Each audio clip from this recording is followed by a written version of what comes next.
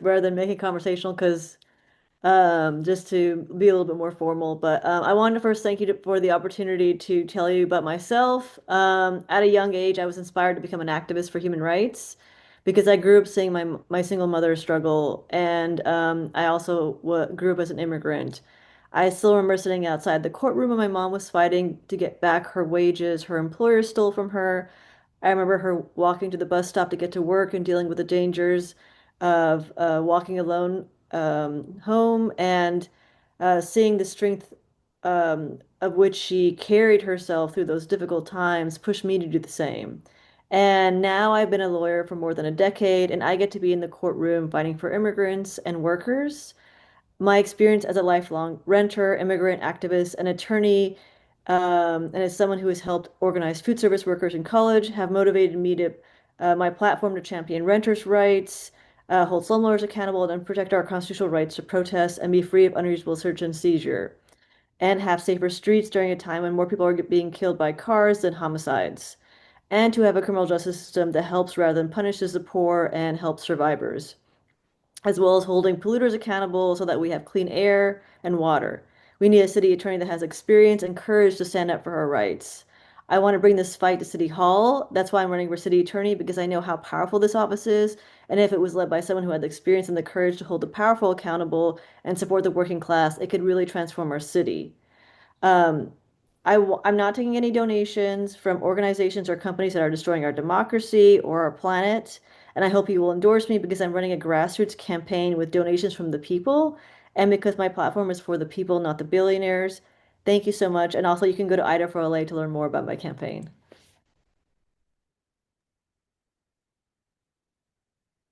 Thanks so much, Ida. Wow, it for everything that you've done, that was like did not, it wasn't ever you've done so much. And and Thank you. so thank you so much for coming and speaking to us. Does anybody have any questions? 5 minutes for questions. Only question I have is like, how's your fundraising going and what are ways that we could help you?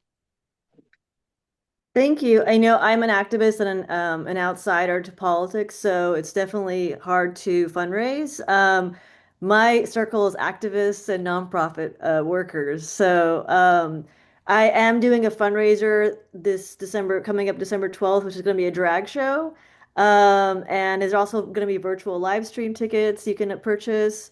I would love to get boosted more on socials. I am also endorsed by the Peace and Freedom Party. I'm trying to work on like building up house parties, and I'm just been on the streets recording videos. I was just at Ciclavia all day today talking to people. I go to as many events as I can as possible, but sharing more of my social information, sharing my donation links, helping organize fundraisers can be really helpful for me because I am running very much alongside my values of being a pro-Palestine candidate, being about abolishing criminalization of poverty and abolishing racial profiling and really reforming our office to work for the people and not the wealthy, not for the landlords. And so having more grassroots support would be incredibly important for my campaign.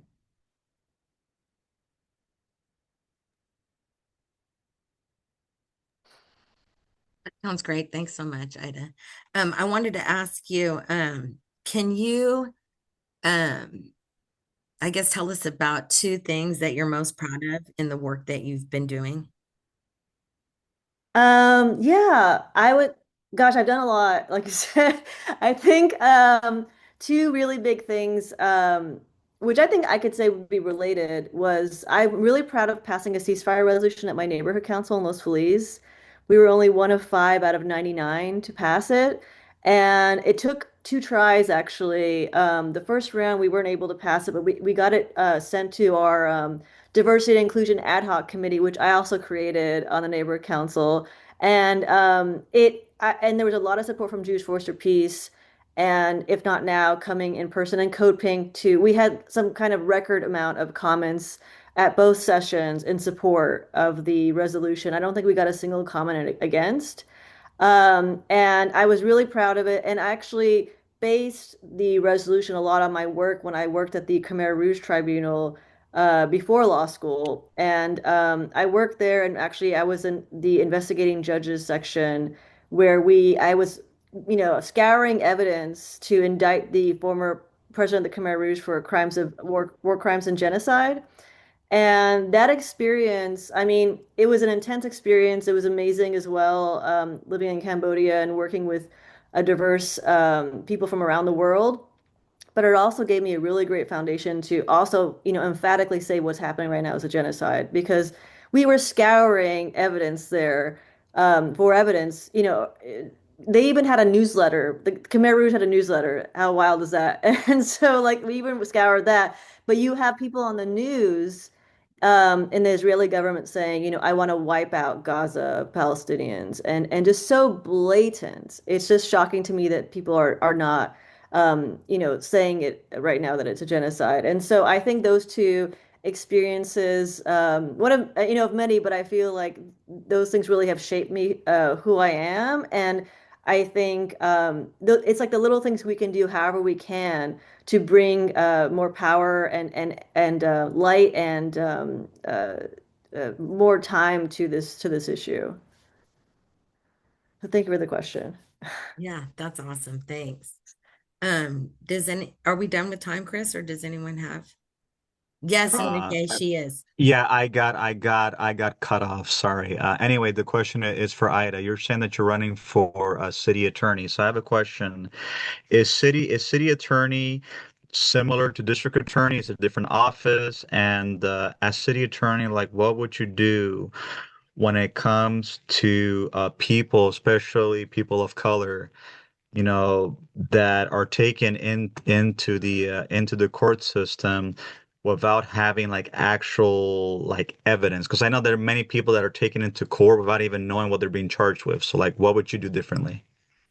That's a great question. And I think a big hurdle actually I have is a lot of people don't even know that we have a city attorney or what it does. And to be honest, as someone who is even a lawyer and lifetime activist, our government, organization is very complicated. It's very decentralized, so there's a lot to take account of. And the city attorney, in a way, has a lot of similarities to the district attorney in the sense that the city attorney prosecutes every single misdemeanor in the city of Los Angeles. And that's a lot because that's the majority of arrests that the LAPD makes.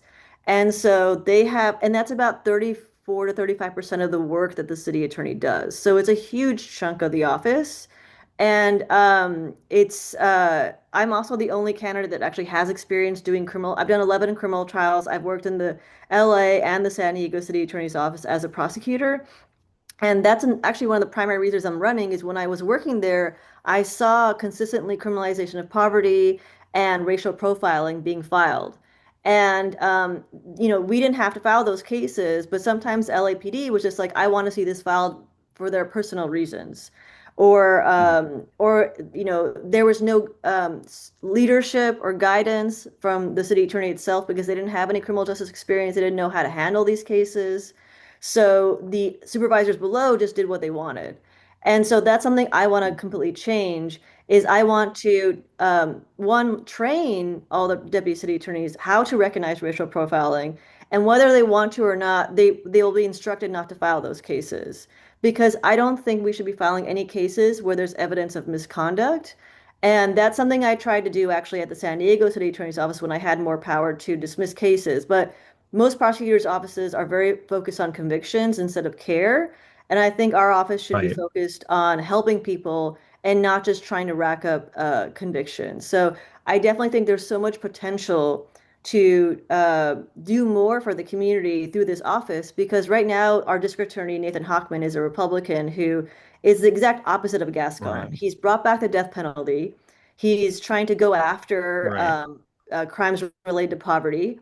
And yeah, Hmm. and he's not even recognizing the fact that prevention is crime reduction, and he's very much a Hmm. tough on crime person. So we definitely need someone to counteract that type of philosophy, and that's another reason why I'm running, and that's Hmm. my whole platform and purpose in this campaign. So thank you for that question. Yeah, I had the pleasure of interviewing Nathan Hoshman on my platform because I'm also a civil rights leader for the Hispanic community. I'm also a radio host, and I've also represented many cases of many Hispanic men that have been, like you said, they've been charged of something they don't even know what they're being charged with, and after African Americans, Hispanic Americans are the second largest incarcerated group in the United States, and that's a horrible thing because when you take a Hispanic provider out of the picture, that creates the family to just collapse. So it's like you're right. Nathan Hoshman, he focuses more on punishment than actually rehabilitation. You're right about that. I would love to go on your radio show as well if you'd like if you'd have me. Absolutely. Send me your contact information. I would love to have you as a guest on my show. Awesome.